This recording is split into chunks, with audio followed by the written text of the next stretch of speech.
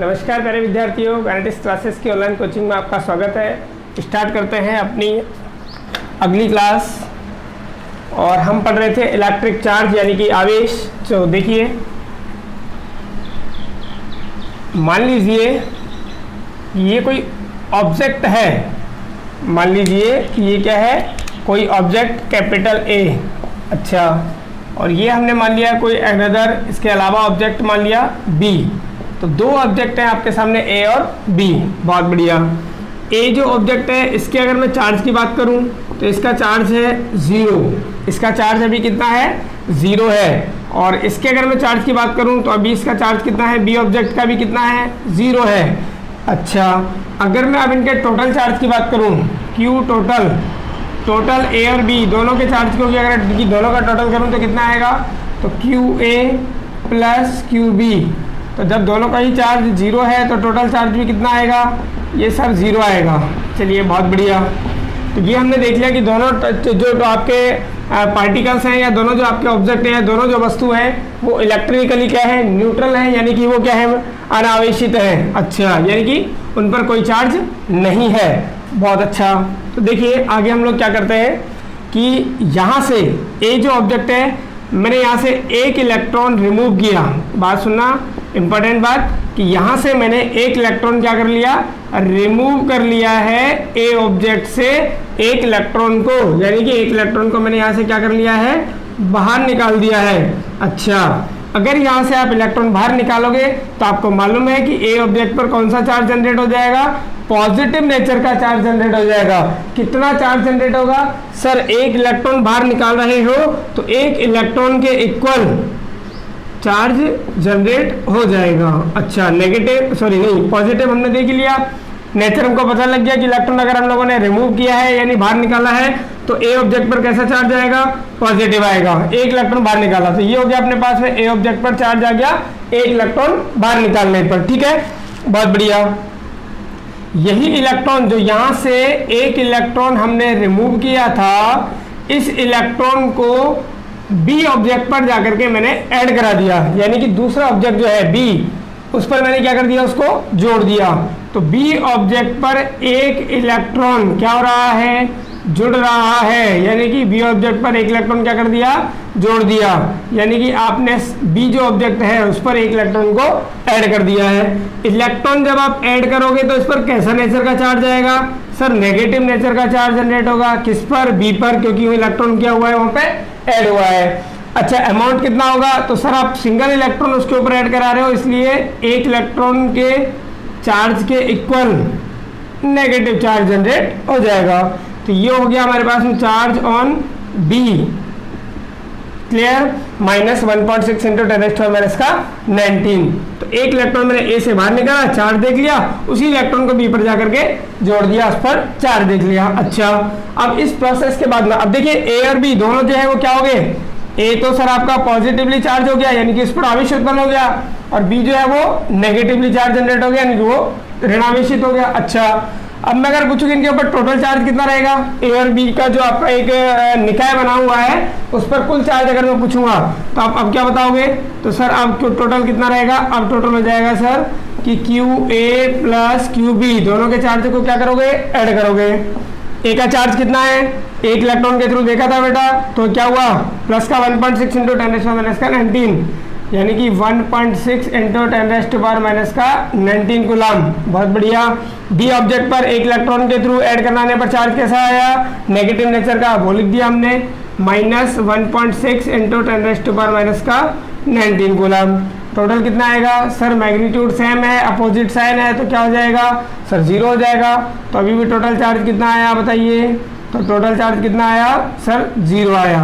यानी कि क्या समझ में आ रहा है आपको कि जब ए और बी आवेशित नहीं किए गए थे तब भी उनके ऊपर टोटल चार्ज कितना था, 0, और दोनों इंडिविजुअली आवेशित हो चुके हैं, यानी कि उनके ऊपर चार्ज जनरेट हो चुका है, उसके बाद भी वो दोनों क्या है बताइए, उनके ऊपर टोटल चार्ज कितना है, 0। टोटल चार्ज की बात कर रहा हूँ, इनका दोनों का जो निकाय बना हुआ है उसकी बात कर रहा हूँ। क्लियर है आपको, तो क्या समझ में आया कि आवेशन करने से पहले कुल चार्ज 0, निकाय का, और आवेशित करने के बाद भी उनके निकाय का कुल आवेश कितना हुआ, 0 हुआ। तो इसे कहते हैं बेटा हम लोग आवेश संरक्षण का नियम।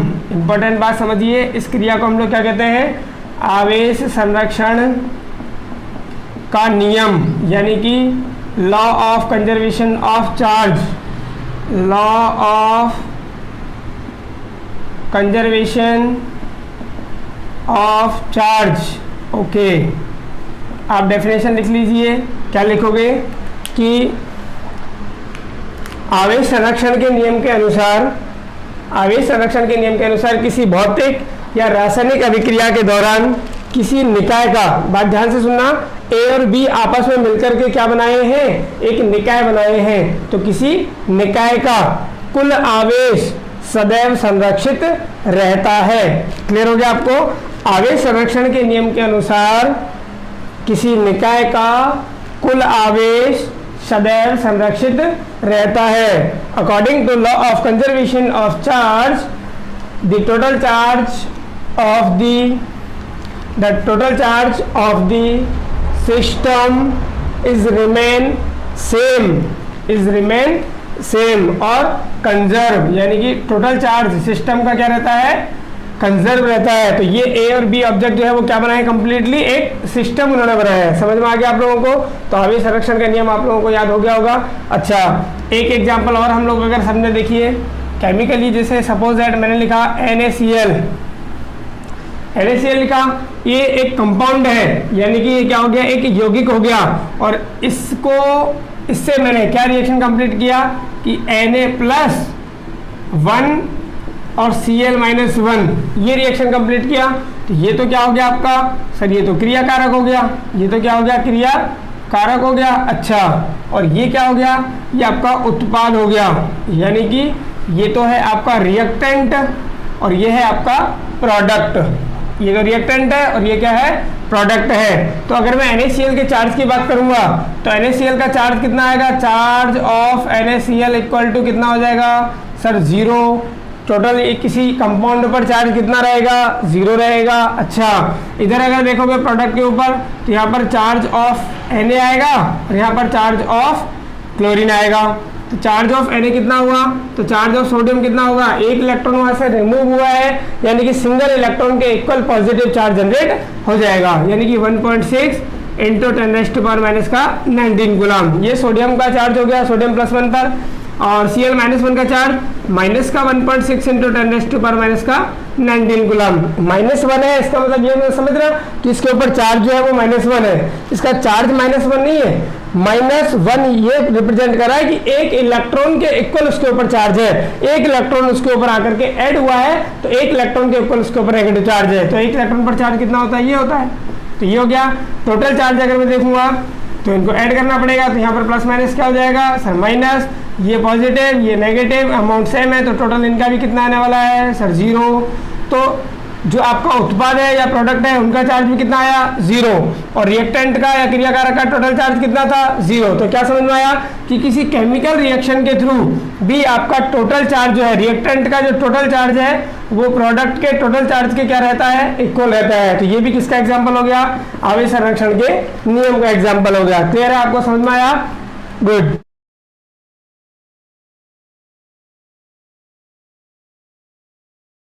क्या पढ़ा हम लोगों ने कि मान लीजिए कोई ऑब्जेक्ट ये था, अच्छा, और एक ऑब्जेक्ट ये था, ठीक है। अब क्या किया हमने, अभी तक जो पढ़ा है कि इसके ऊपर हमें चार्ज जनरेट करना है, कौन सा, इसको हमें धनावेशित करना है। क्या करना है, इसको हमें धनावेशित करना है। अच्छा, यानी कि इसके ऊपर पॉजिटिव चार्ज जनरेट करना है, पॉजिटिव चार्ज जनरेट करना है। और सेकंड जो आपका ऑब्जेक्ट है उसको हमें ऋणावेशित करना है। क्या करना है, उसको हमें ऋणावेशित करना है।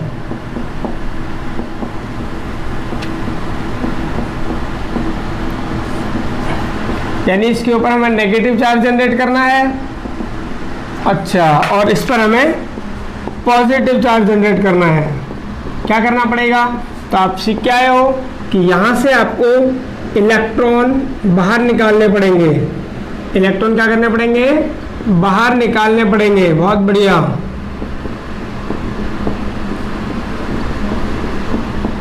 इलेक्ट्रॉन बाहर निकालने पड़ेंगे। अच्छा, वेरी गुड। इलेक्ट्रॉन बाहर निकालोगे तो पॉजिटिव चार्ज जनरेट होगा, बिल्कुल होगा।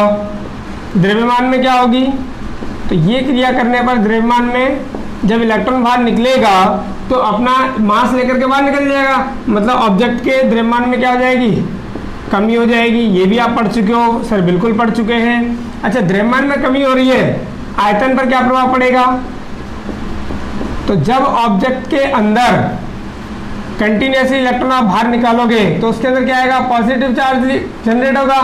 तो पॉजिटिव प्रतिकर्षण के कारण उसका आयतन क्या होगा, बढ़ेगा।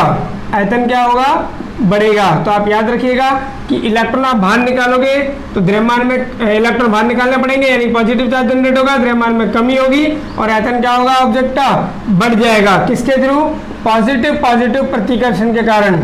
यहाँ पर रीजन क्या बताओगे, प्लस प्लस प्रतिकर्षण के कारण उसका आयतन क्या हो जाएगा, बढ़ जाएगा। अगर मैं आप लोगों से घनत्व की बात करूं कि इसकी डेंसिटी क्या हो जाएगी, तो घनत्व बराबर क्या होता है, जैसे हम लोग पढ़ते हैं कि द्रव्यमान m बराबर आयतन v इंटू घनत्व या डेंसिटी d होता है। जानते हो बेटा, mass equal to volume into density, यानी कि द्रव्यमान बराबर आयतन इंटू घनत्व, ये सुना ही है आपने। तो घनत्व बराबर क्या हो जाएगा, द्रव्यमान बटे आयतन।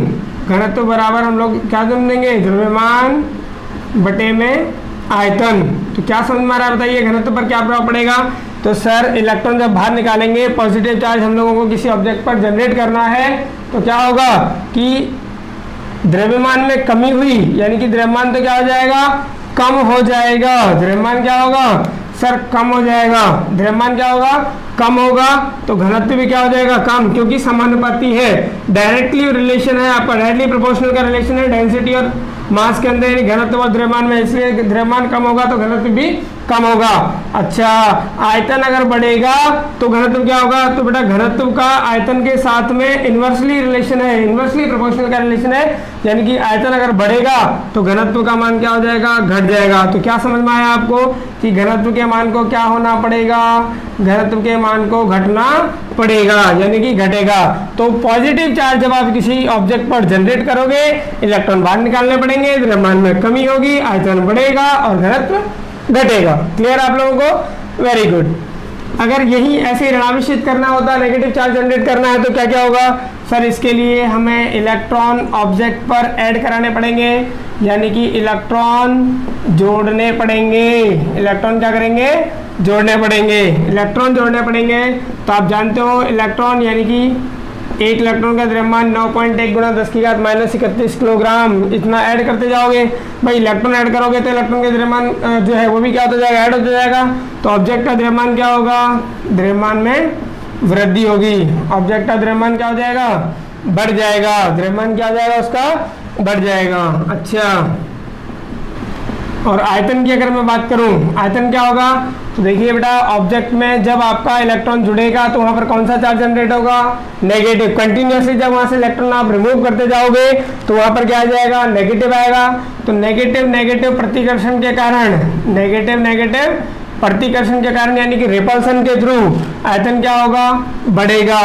क्या होगा सर, बढ़ेगा। तो क्या समझ में आया आपको कि जब आप पॉजिटिव चार्ज जनरेट करोगे तो भी आपका आयतन बढ़ेगा, लेकिन वहां पर रीजन क्या होगा, पॉजिटिव रिपल्सन यानी कि प्रतिकर्षण।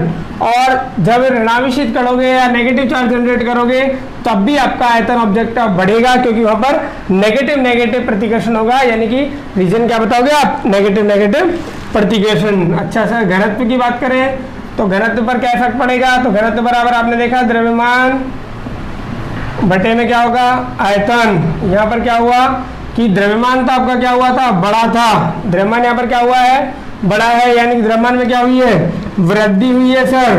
द्रव्यमान में अगर वृद्धि हुई है, अच्छा, तो घनत्व में भी क्या होगी, वृद्धि होगी, बिल्कुल। और आयतन क्या हुआ है, आयतन आपका बड़ा है, और आयतन अगर आपका बढ़ेगा तो घनत्व क्या होगा, इन्वर्सली प्रोपोर्शनल रिलेशन है, आयतन बढ़ेगा तो घनत्व क्या होगा, घटेगा। तो यहाँ पर क्या हो रहा है, दो प्रोसेस हो रही है कि द्रव्यमान के कारण तो घनत्व बढ़ रहा है लेकिन आयतन के कारण घनत्व घट रहा है। तो द्रव्यमान का ज्यादा इफेक्ट होगा या आयतन का ज्यादा इफेक्ट होगा? तो द्रव्यमान आपने देखा था कि 10⁻⁻31 किलोग्राम कोटि के रूप में बढ़ता है, यानी कि बहुत ज्यादा अल्प रूप से ये बढ़ता है, इसलिए द्रव्यमान का ज्यादा इफेक्ट नहीं होगा, आयतन का इफेक्ट ज्यादा होगा। यानी कि आयतन आपका बढ़ रहा है, घनत्व क्या हो जाएगा, घट जाएगा। तो आप लोग याद रखना बेटा कि आयतन का इफेक्ट मास के कंपैरिजन में द्रव्यमान के कंपैरिजन में क्या होगा, ज्यादा होगा, इसलिए ऑब्जेक्ट का घनत्व क्या हो जाएगा, घटेगा। तो क्या समझ में आ रहा है आपको कि घनत्व तो दोनों ही प्रोसेस के अंदर क्या होगा, घटेगा, चाहे पॉजिटिवली चार्ज करो चाहे नेगेटिवली पार्टिकल को चार्ज करो। आयतन क्या होगा, दोनों ही कंडीशनों में बढ़ेगा, चाहे आप पॉजिटिव चार्ज जनरेट करो चाहे नेगेटिव चार्ज जनरेट करो। हाँ, द्रव्यमान जरूर आपका क्या होगी, कमी इधर और इधर क्या होगी, वृद्धि। समझ में आ रहा है आप लोगों को? Very good. तो ये प्रोसेस हम लोग अभी तक पढ़ चुके हैं, तो आगे बढ़ाते हैं इसकी क्लास को।